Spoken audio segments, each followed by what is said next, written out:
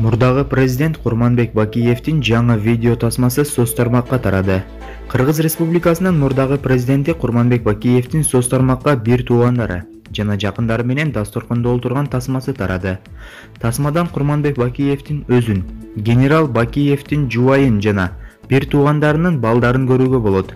Тасмадан мурдагы президенттин ден соолугу чың экенин көрүп байкоого болот.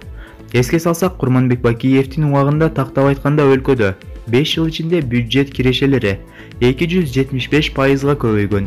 Орточо эсеп менен алганда жылына 40-50%га өскөн. Мындай көрүнүш Кыргызстандын тарыхында деги эле өнүгүп жаткан өлкөлөр тарыхында эч качан болгон эмес. Кичи жана орто бизнести колдоо, ички жана сырткы инвестицияларга жол ачуу бардык тармактардагы айыл чарбасында, өнөр жайда, курулушта, финансылык системада, соода кылууда, кызмат көрсөтүүчү чөйрөдө жаратман эмгектенүүгө шарт түзүү аркылуу ишке ашырылган.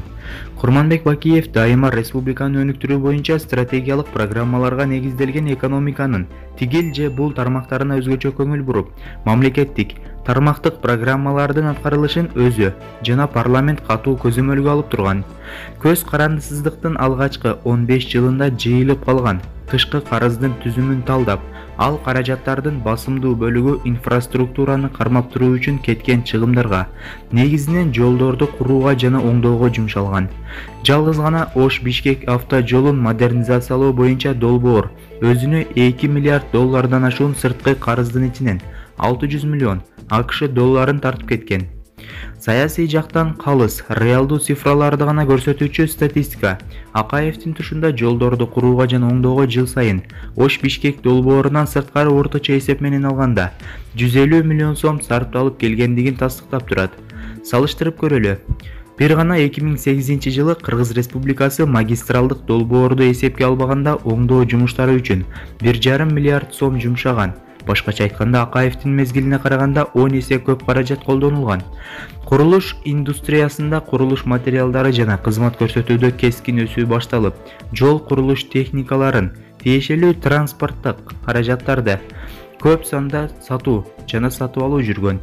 Өлкөдө бардык аймактарда жаңы асфальт заводдору курулуп, таш талкалоочу атайын ишканалар ачылып, керектүү заттар казылып, алынуучу жайлар иштетиле баштаган. Ошондой эле эң ири стратегиялык жактан маанилүү болгон жолдорду куруу боюнча долбоорлор негизделип, датка көмөкчү станциясын куруу боюнча макулдашууга, ЛЕП 500 датка кеминди курууга, көмөкчү станция PC 500 кеминди курууга, ТЭЦ Бишкекти реконструкциялоо долбооруна, Камбар-Ата 2 ГЭСин курууга кол коюлуп, айланып өтүүчү Бишкек балыкчы жолун реконструкциялоо башталган эле.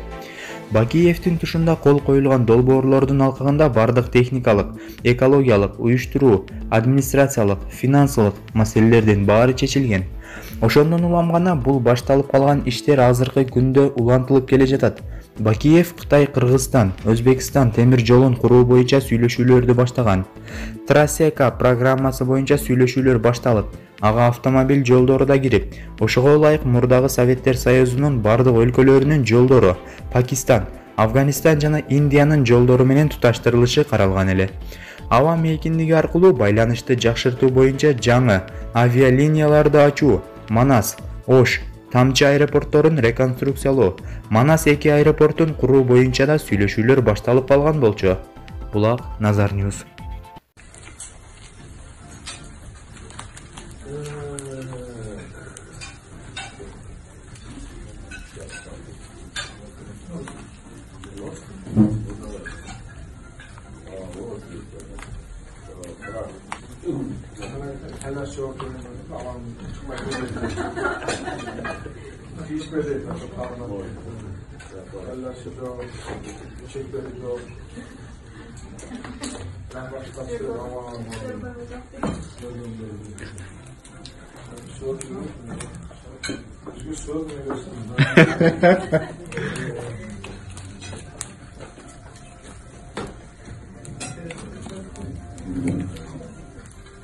Скажи, а ягненок оттуда или местный? Не, привозной. Оттуда. Азербайджан? Да. Да. Ну, он молочный.